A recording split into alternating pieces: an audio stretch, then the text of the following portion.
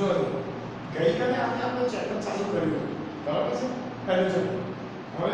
આ ચેપ્ટર મુજબ સમજો ને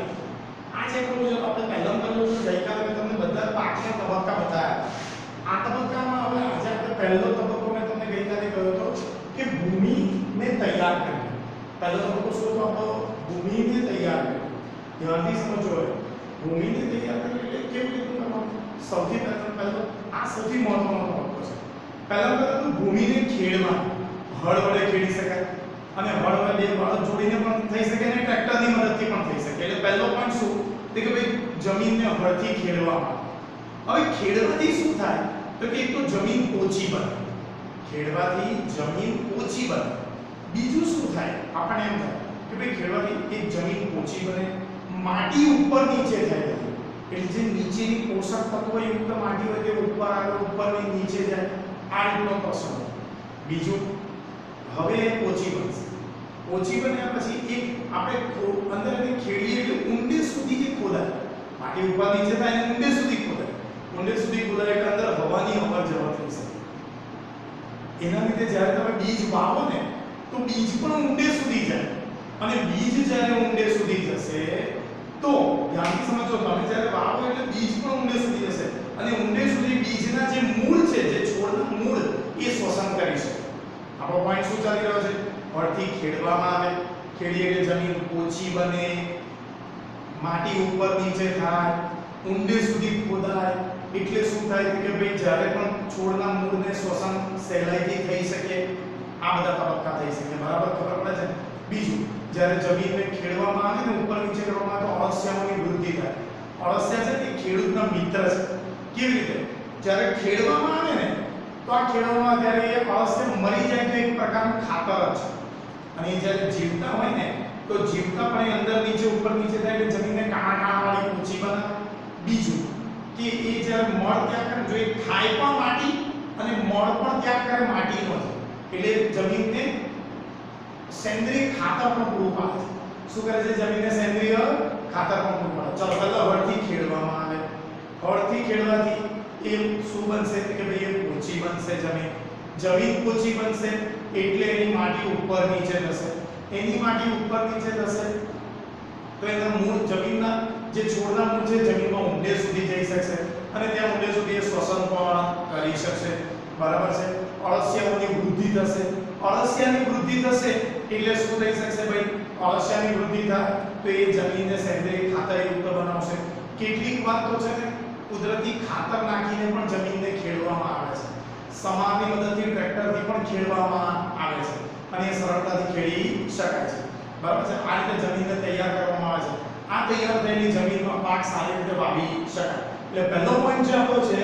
ભૂમિને તૈયાર કરવી ચલો જોજો બરાબર પહેલો પોઈન્ટ શું છે આપણો ભાઈ ભૂમિને તૈયાર કરવી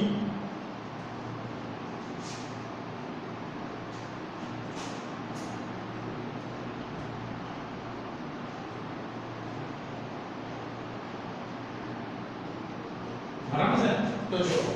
ભૂમિને તૈયાર કરવાનું શું કરીશું પાક રોપવા પહેલા ભૂમિને તૈયાર કરવી એ પ્રથમ ચરણ છે આ માટે જમીનને હળ વડે ખેડવામાં ચલો પોઈન્ટ યાદ રાખતા જવાનું એક્ઝામ્પલ લખાવ્યા પહેલો પાક રોપતા પહેલા ભૂમિને તૈયાર કરવી પડે છે બીજો આ એનું પ્રથમ ચરણ છે આ માટે ભૂમિને હળ વડે જમીનને હળ વડે ખેડવામાં આવે છે પહેલો પોઈન્ટ પાક રોપતા પહેલા ભૂમિને તૈયાર કરવામાં આવે છે એ એનું પ્રથમ ચરણ છે આ માટે જમીનને હળ વડે ખેડવી પડે છે જમીનને ખેડવાથી શું બને ઓછી ચલો પહેલા જમીનને હળ વડે ખેડવી પડે છે આનાથી જમીન ઓછી બને ઉપર નીચે થાય કોણ ઉપર નીચે થાય માટી જમીન ઓછી બને માટી ઉપર નીચે થાય એને લીધે પાકના મૂળ ઊંડે સુધી જઈ શકે અને મૂળને શોષણ કરવામાં સહાય મળે છે ચલો પહેલું જમીનને હળ વડે ખેડવામાં આવે છે આ ખેડવાથી જમીન ઓછી બને છે માટી ઉપર નીચે થાય છે પાકના મૂળ જમીનમાં ઊંડે સુધી જઈ શકે છે જેના લીધે મૂળને શોષણ કરવામાં મદદરૂપ થાય છે આટલું યાદ રહેવું આગળ જઈએ ઓછી માટી જમીનમાં અળસિયા અને સૂક્ષ્મજીવોની વૃદ્ધિ કરીને હમણાં તમને સમજાવ્યું ઓછી માટી હોય તો અળસિયા અને સૂક્ષ્મજીવોની વૃદ્ધિ કરે અને એ પણ શું છે એમાં સેન્દ્રિય દ્રવ્યો જમીનમાં ઉમેરે છે સેન્દ્રિય દ્રવ્યો એટલે ખાતર એ ખાતરનો વધારો કરે છે પોષક દ્રવ્યોમાં વધારો કરે છે સેન્દ્રિય દ્રવ્યોનો ઉમેરો કરે છે બરાબર છે ચાલો પાછળ યાદ રાખીએ પહેલો તબક્કો એ ભૂમિને તૈયાર કરવી વળ વડે એને ખેડવામાં આવે છે એનાથી જમીન પોચી બને છે માટી ઉપર નીચે થાય છે પાકના મૂળ ઊંડે સુધી જઈ શકે છે પાકના મૂળ સરળતાથી શ્વસન કરી શકે છે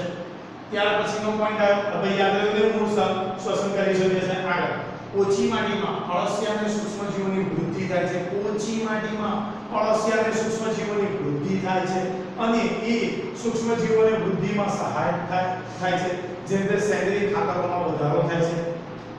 ખેતરમાં માટી કે ઢેફા હોય તો સમારની મદદથી ભંગીને નાના બનાવી શકાય છે ભાઈ કોના મદદથી જો માટી કે ઢેફા હોય તો સમારની મદદથી ભંગીને નાના કરી શકાય કોની મદદથી ભંગીને નાના કરી શકાય સમારની મદદથી અને તેનાથી જમીન સમતળ બને છે હવે સમતળ જમીન વાવણી અને સિંચાઈ માટે આવશ્યક છે ફરીથી આગળ જઈએ ફરીથી પહેલા જમીનને ભૂમિ તૈયાર કરવી એ પ્રથમ ચરણ છે એને જમીન હળ વડે ખેડવામાં આવે છે ખેડવાથી જમીન ઓછી બને છે માટી ઉપર નીચે થાય છે ઉપર નીચે થવાથી જમીન પાકના મૂળ જમીનમાં ઊંડે સુધી જઈ શકે છે પાકના મૂળ જમીનમાં ઊંડે સુધી જાય તો મૂળ શ્વસન સારી રીતે કરી શકે છે જમીન ઓછી બનવાથી અળસિયા અને સૂક્ષ્મજીવોની વૃદ્ધિ થાય છે જે સેન્દ્રિય દ્રવ્યોને વધારે છે કોને વધારે છે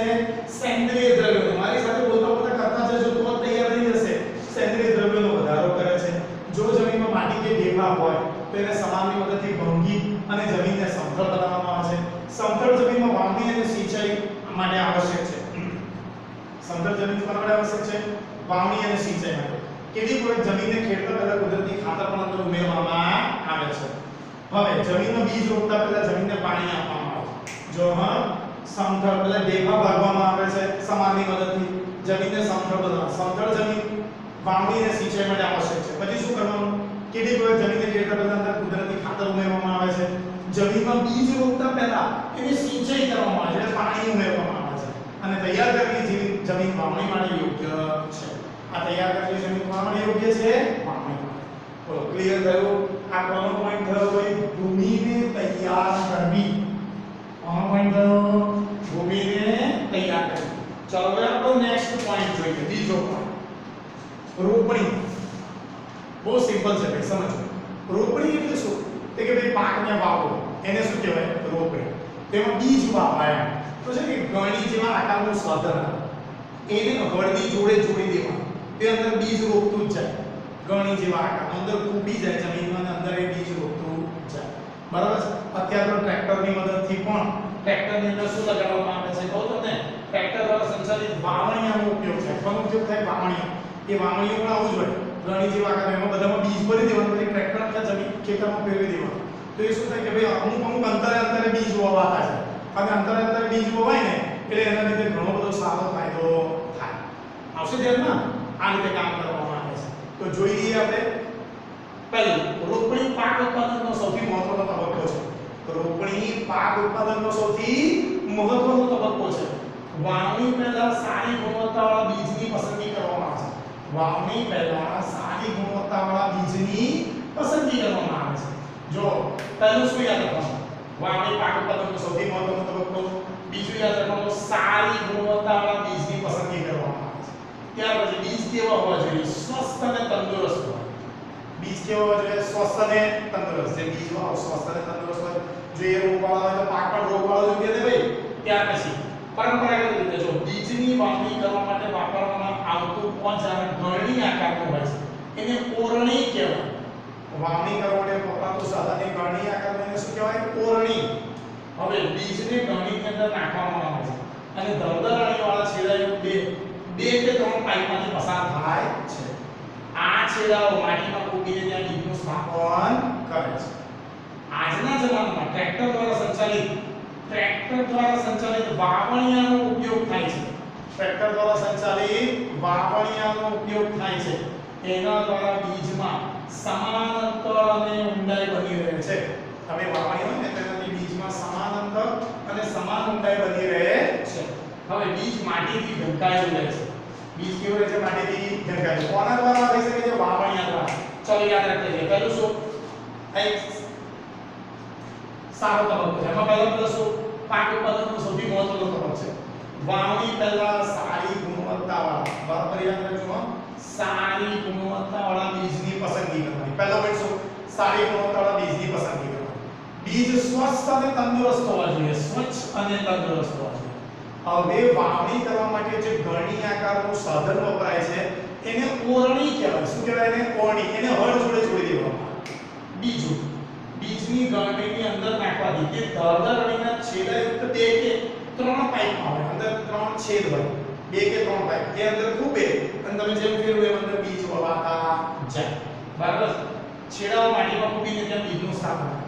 અત્યારના જમાનામાં ટ્રેક્ટર દ્વારા સંચાલિત વાવણીયાનો ઉપયોગ થાય છે આ પહેલાના જમાનામાં અત્યારે કોનો ઉપયોગ થાય છે ટ્રેક્ટર દ્વારા સંચાલિત વાવણીયાનો ઉપયોગ થાય છે બીજમાં સમાંતર અને ઊંડાઈ બની રહે છે કોનાથી વાવણીયાથી અંતર સરખું થાય ઊંડાઈ પણ એક સરખી જ આવે અને બીજ માટીમાં ઢંકાયેલું રહે છે અને વાવણીયા દ્વારા રોપણી કરવાથી સમય અને મહેનત બંનેનો બચાવ થાય છે બરાબર છે સમય પણ બચે અને મહેનત પણ બચે છે ઓછી ટ્રેક્ટરથી થઈ જાય બંને ટૂંકનો પરફેક્શનથી બે વાર લખવાની અને મોડે કરવાની okay thank you very much